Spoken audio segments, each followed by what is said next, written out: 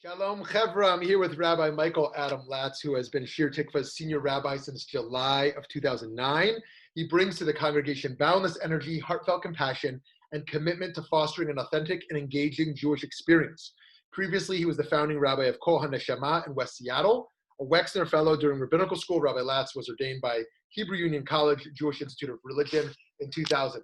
Rabbi Latz, thank you for taking time to talk. Thanks for having me, Rabbi. It's such a pleasure to be with you. Thank you. So you are, so tell us a little bit what the streets of Minneapolis are like right now for you and for others you're in deep relationship with. Sure. Thanks, Rabbi. So Minneapolis is, streets are like, I imagine, many other American streets where there are certain neighborhoods which have been quiet for the past few weeks. And where you wouldn't know anything was going on, save for a few helicopters overhead.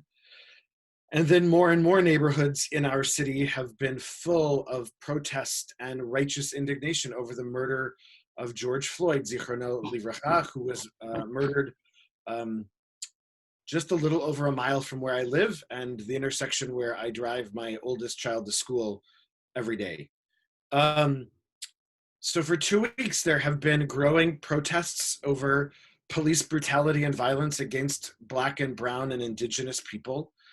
And it seems as though this moment has finally catalyzed the work of Black Lives Matter and activists of color who have been crying out that they have been treated unfairly, unjustly, and immorally for many, many years. And I don't exactly know why. I'm sure that historians and PhD students will be studying for many years to come why this particular murder and this particular moment led to not only the protests here in Minneapolis, but I think, as we've seen across the country and around the world,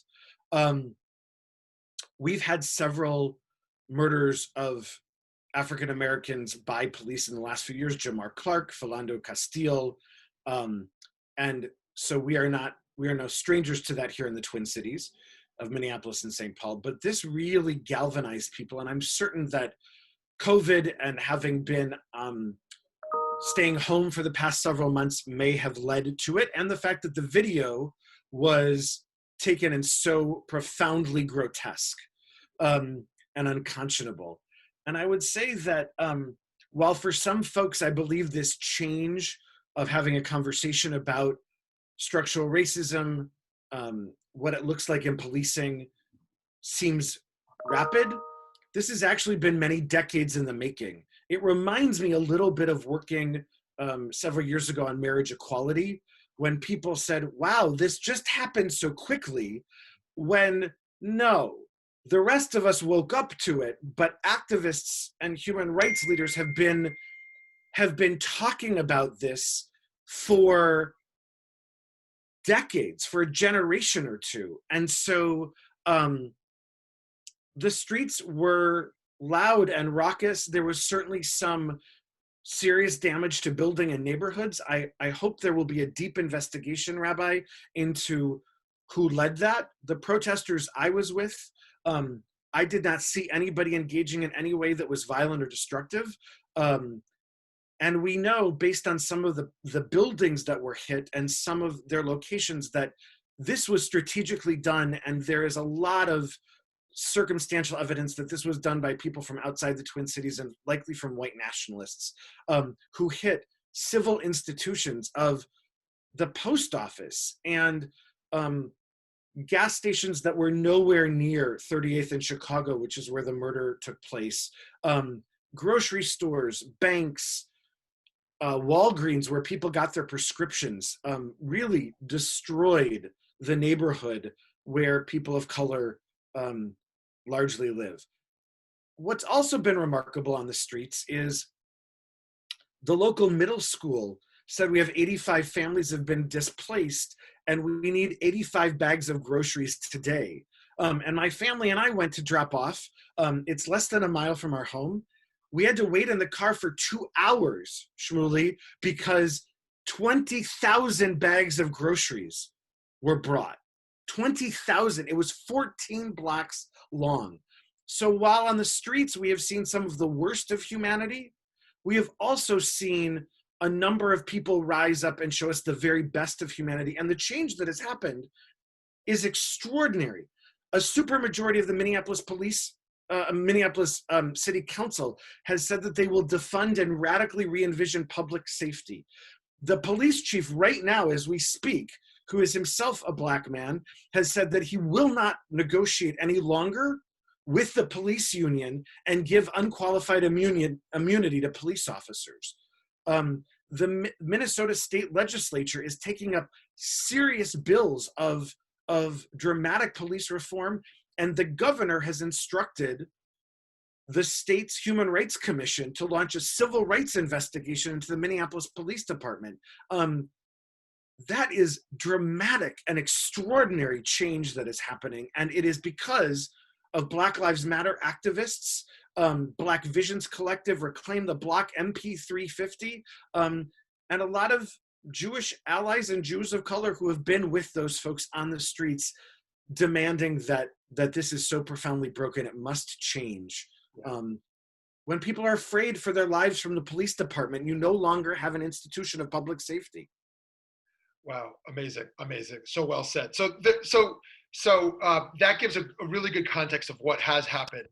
And going forward in terms of advocacy and change, there is so much that has to happen. I mean, relationship building, community building, grassroots level, education around structural racism, the spiritual empathy work, it goes on and on.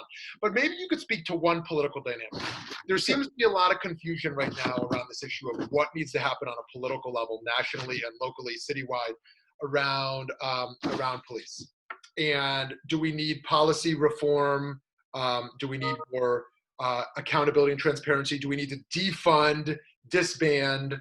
And I wonder if you can share a little bit of the pros and cons as to how you're understanding these models and kind of what you hear people on the front lines advocating for.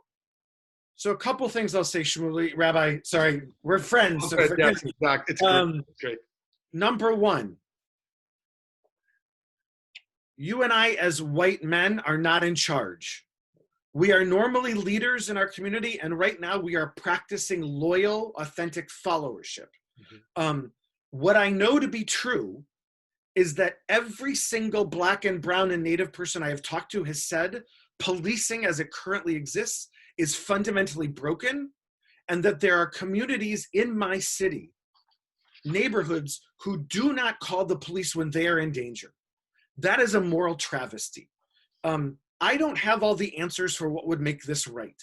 But I have to say, a couple weeks ago, when people started saying to me, defund the police, I thought it was cockamamie mishigas. I couldn't believe it. And then I did what we're taught to do, Shema Yisrael. I started listening to the people. And over and over again, Black and brown and Native people are saying this isn't working. It's fundamentally broken. And I'm hearing them. And so there's groups like Reclaim the Block in the Twin Cities, Black Visions Leadership Collective, MP3 150, sorry, that looks at 150 years of policing here in Minnesota. Extraordinary. And it's understanding how, I didn't know until recently that policing in America was created to return slaves to their slave owners. Now, are there good police around? You bet there. I've got a police officer in my congregation who's a mensch who's trying to change it from the inside. But this is not about a few bad apples. The entire orchard is toxic and broken and must be rethought. So I don't exactly know all the intricacies, but what I know is that there has to be a different way of offering and to reimagine public safety, to reinvent public safety in this country. And it has to be with a few things. One, there can't be immunity for police officers. Two, police officers who have abused people and harmed people cannot be rehired ever again. They have lost trust. Three, in order to gain public trust, public safety institutions have to have the public involved with them. There has to be citizen oversight boards involved with this. I encourage people to go look at MD 150. It's an extraordinary 36 page report that really looks at reimagining public safety. And the last thing I'll say is that Camden, New Jersey, 8 years ago, 12 years ago, had one of the highest crime rates and murder rates in the nation. They dismantled their police force and reimagined a public safety corps, and their crime has gone down, their murder rate has gone down, and public trust has gone up, and it is a substantially less violent place to live. Wow. This is not a failure of solutions. This is a failure of our imagination. And I, as a middle-aged white man, am listening to activists and leaders who are Black and brown and Native who are saying there must be a different way, because I believe we're part of the same community. And if it's not working for them, it's not working for me. And if their children are terrified to call the police or to see a police officer, I want my kids to feel as safe as their kids and vice versa. And the fact that they don't, we have to dramatically re-envision what this looks like. And as Jews who have a somewhat complicated relationship here with the police, who have relied on the police at times to help keep us safe in rising anti-Semitism, this is about being in deep relationship with people, being uncomfortable, learning how to be uncomfortable, which, by the way, like, I don't like being uncomfortable. I don't know anybody who does. Yuck.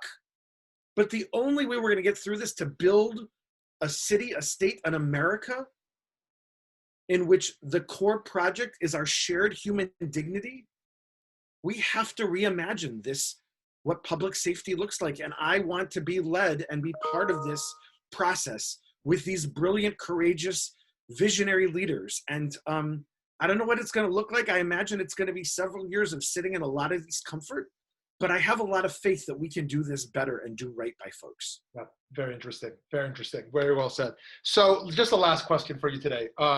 What is some Torah or Jewish wisdom that is speaking to you right now, that's kind of guiding your leadership and moral deliberation? Or if not textual, how is your Jewish identity at all kind of playing into how you're experiencing this moment? Well, you know, because of COVID, I have a very short haircut and my kippah doesn't stay on very much. So that's the biggest issue. Here's the thing. We Jews love to throw around Genesis 1:26 that humanity was created b'tselem Elohim, right? Either all of humanity is created in God's image or none of us are. And if all of us are, then that has not just nice bumper sticker theology implications. It actually has policy implications for how we organize society. And when society is organized such that we can watch a white man literally choke the life out of an African-American man, we are not living up to that theological and religious ideal. So that's one. Two, I think that we have to decide together as Jews, are we a moral movement to transform society as part of our project of human dignity? Or are we a social club because we love Kiddush and davening is the necessary evil to get there? I happen to believe that the reason Jews are on this earth is because we are a human dignity project. And so because of that, when my neighbors cry out, right? Like, you can't read love thy neighbor as thyself and then watch them be murdered in the streets. We're implicated in that. That's about us. That's about our own humanity. So yes, it's absolutely about George Floyd and Breonna Taylor and Ahmaud Arbery and Philando Castile and Jamar Clark and Eric Gardner and Sandra Bland. The list goes on, right? It's about them. But this is also about our own humanity. Levinas talks about the great phrase in which Jacob and Esau reunite after they've been separated, about seeing the divine in each other's eyes, right? That can't just be a nice drash on Shabbos. That has to be how we live our lives. And it's up to every Jew. And by the way, it's important to note there, about 20% of Jews are Jews of color. So this is about our family as well. But either we look at Black and brown people and Native people and see our own humanity in their eyes and vice versa.